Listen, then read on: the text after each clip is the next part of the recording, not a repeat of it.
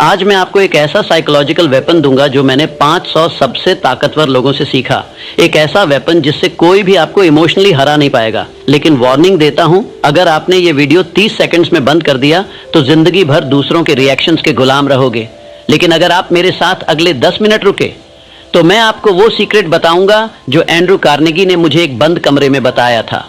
उस रात जब उन्होंने कहा था, नेपोलियन, ये तकनीक सिर्फ उन्हीं को सिखाना जो इसे संभाल सके, बाकी लोग इसका गलत इस्तेमाल करेंगे। तो बताओ, क्या तुम तैयार हो? देखो मेरे दोस्त, मैं तुमसे झूठ नहीं बोलूंगा। मैंने अपनी पूरी जिंदगी एक ही चीज स्टडी की, वो लोग जो हार नहीं मानते, उनमें आम इंसान से अलग क्या होता है। 25 साल 500 से ज्यादा मिलियनेयर्स और इंडस्ट्रियलिस्ट के साथ रहा, उनके घरों में गया, उनके साथ खाना खाया, उनकी हर बात को नोट किया, और सबसे हैरान करने वाली बात जो मुझे मिली वो ये थी, ये लोग ज्यादा टैलेंटेड नहीं थे, ना ही ज्यादा लकी थे।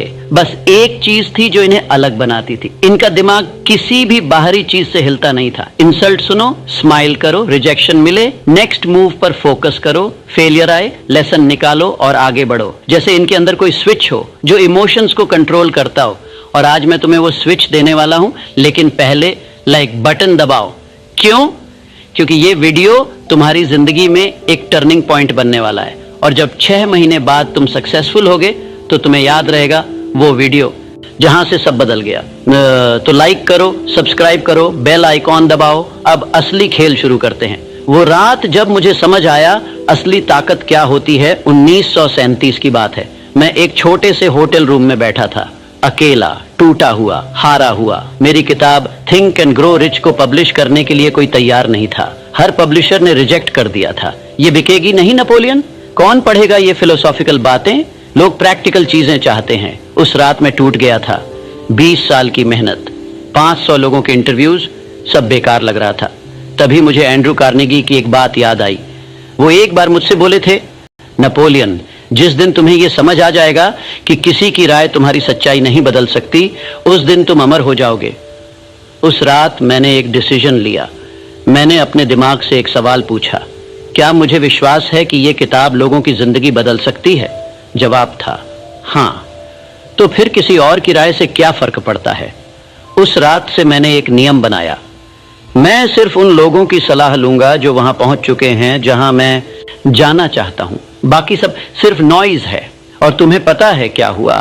थिंक एंड ग्रो रिच छपी और आज तक 100 मिलियन से ज्यादा कॉपीज बिक चुकी हैं। अगर मैं उस रात हार मान लेता, अगर मैं उन पब्लिशर्स की बातों को सच मान लेता, तो आज तुम ये वीडियो नहीं देख रहे होते। तो असली सवाल ये है, तुम कितने लोगों की बातों को अपनी सच्चाई बनने दे रहे हो? रुको, अब मैं तुमसे कुछ अनकंफर्टेबल बातें करूंगा और अगर तुम्हें बुरा लगे तो समझ जाओ तुम अभी भी कमजोर हो। मैं सीधे बात करता हूं, तुम यहां बैठकर सोच रहे हो, हाँ नेपोलियन सर सही कह रहे हैं, मुझे भी मेंटली स्ट्रांग बनना चाहिए। लेकिन ऑनेस्टली बताओ, कल किसी ने व्हाट्सएप पर तुम्हें इग्नोर किया, तुम पूरा दिन उसी के बारे में सोचते रहे ना, इंस्टाग्राम पर तुम्हारी पोस्ट पर कम लाइक्स आए, तुम डिमोटिवेट हो गए ना, किसी ने तुम्हारे सपनों का मजाक उड़ाया और तुमने उस पर डाउट करना शुरू कर दिया ना। देखो, मैं तुम्हें जज नहीं कर रहा, मैं सिर्फ सच बता रहा हूं, क्योंकि जब तक तुम ये नहीं मानोगे कि प्रॉब्लम है, तब तक सोल्यूशन नहीं मिलेगा। हेनरी फोर्ड ने मुझसे एक बार कहा था, नेपोलियन, लोग मेंटली स्ट्रांग नहीं बनना चाहते, वो बस टेम्पोररीली अच्छा फील करना चाहते हैं। इसीलिए वो मोटिवेशनल वीडियोस देखते हैं, 2 दिन एक्साइटेड रहते हैं, फिर वापस वही पुराने पैटर्न में आ जाते हैं। ये सुनकर मुझे बुरा लगा था, लेकिन सच था। और अगर तुम सच में बदलना चाहते हो तो अब से हर बात को पर्सनली लो, हर रिजेक्शन को, हर क्रिटिसिज्म को, हर फेलियर को, और फिर खुद से पूछो, क्या ये मेरे अल्टीमेट गोल को अफेक्ट कर रही है? ज्यादातर केसेस में आंसर होगा नहीं। तो फिर क्यों वेस्ट कर रहे हो अपनी एनर्जी? जॉन डी रॉकफेलर का सीक्रेट टेक्निक। अब मैं तुम्हें पहली टेक्निक बताता हूँ, ये मैंने जॉन डी रॉकफेलर से सीखी थी। एक दिन मैं उनके ऑफिस में था, उनके सामने ही किसी ने आकर बहुत बुरी खबर दी, मिस्टर रॉकफेलर, आपकी एक बड़ी डील फेल हो गई, करोड़ों का नुकसान हो गया। मैं शॉक्ड था। मैं सोच रहा था अब रॉकफेलर गुस्सा होंगे, चिल्लाएंगे, कुछ तोड़ेंगे।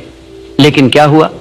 रॉकफेलर ने बस 5 सेकंड्स रुककर आंखें बंद की, फिर आंखें खोली, स्माइल की और बोले, ओके, नेक्स्ट क्या करना है? बस इतना। उस आदमी के जाने के बाद मैंने पूछा, मिस्टर रॉकफेलर, आप इतने शांत कैसे रह गए? करोड़ों का लॉस हुआ है। वो मुस्कुराए और बोले, नेपोलियन, मैंने खुद को एक रूल सिखाया है, जब भी कोई बुरी खबर आए मैं खुद को 5 सेकंड्स देता हूं। उन 5 सेकंड्स में मैं खुद को फील करने देता हूं, गुस्सा, दुख, फ्रस्ट्रेशन जो भी हो, लेकिन 5 सेकंड्स के बाद मैं उसे डिलीट कर देता हूं और फिर मैं सिर्फ सॉल्यूशन पर फोकस करता हूं, प्रॉब्लम पर नहीं। मैं हैरान था, इतना सिंपल लेकिन इतना पावरफुल। उन्होंने आगे बोला, देखो नेपोलियन, इमोशन एक वेव है, वो आती है और चली जाती है, लेकिन अगर तुम उसे पकड़कर बैठ गए तो वो तुम्हें डुबो देगी। इसलिए मैं उसे एक्नॉलेज करता हूं, फील करता हूं और फिर जाने देता हूं। उस दिन से मैंने ये टेक्निक हर जगह देखी, थॉमस एडिसन में, थियोडोर रूजवेल्ट में, एंड्रू कार्नेगी में, सबका अपना वर्जन था, लेकिन प्रिंसिपल सेम था, feel it, accept it, release it, move on. अब तुम्हारी बारी। मैं तुम्हें एक 7 डे चैलेंज देता हूं और अगर तुमने ये पूरा कर लिया तो मैं गारंटी देता हूं तुम्हारी जिंदगी बदल जाएगी। चैलेंज है द 5 सेकंड इमोशनल रीसेट। अगले 7 दिन जब भी कोई तुम्हें इंसल्ट करे, रिजेक्ट करे, इग्नोर करे, क्रिटिसाइज करे तो तुम 5 सेकंड्स रुको, आंखें बंद करो, गहरी सांस लो, फील करो, जो भी इमोशन है उसे महसूस करो। गुस्सा, दुख, फ्रस्ट्रेशन रिलीज करो। सांस छोड़ते हुए इमेजिन करो कि वो इमोशन भी बाहर जा रही है। आस्क योरसेल्फ, क्या ये मेरे मेन गोल को अफेक्ट कर रहा है? Move on. अगर नहीं तो बस आगे बढ़ो और हर रात सोने से पहले कमेंट में लिखो, day 1 5 second rule applied, day 2 5 second rule applied. मैं पर्सनली तुम्हारे कमेंट्स पढ़ूंगा और जिसने पूरे 7 दिन कंप्लीट किए उसे मैं अपनी नेक्स्ट वीडियो में शाउट आउट दूंगा। तो क्या तुम तैयार हो? थॉमस एडिसन की लेबोरेटरी में सीखा हुआ लेसन। अब दूसरी टेक्निक, ये थोड़ी एडवांस्ड है लेकिन बहुत पावरफुल है। मैं थॉमस एडिसन की लेबोरेटरी में गया था, वहां उनका एक बोर्ड लटका था जिस पर लिखा था, not everything deserves your attention. मैंने पूछा, मिस्टर एडिसन ये क्या है? वो बोले, नेपोलियन, हर दिन मुझे 100 से ज्यादा मैसेज आते हैं। कोई मेरे एक्सपेरिमेंट को क्रिटिसाइज कर रहा है, कोई कह रहा है मैं टाइम वेस्ट कर रहा हूं, कोई मुझे एडवाइस दे रहा है कि मुझे क्या करना चाहिए। अगर मैं हर मैसेज का रिप्लाई दूं तो मैं कभी काम नहीं कर पाऊंगा।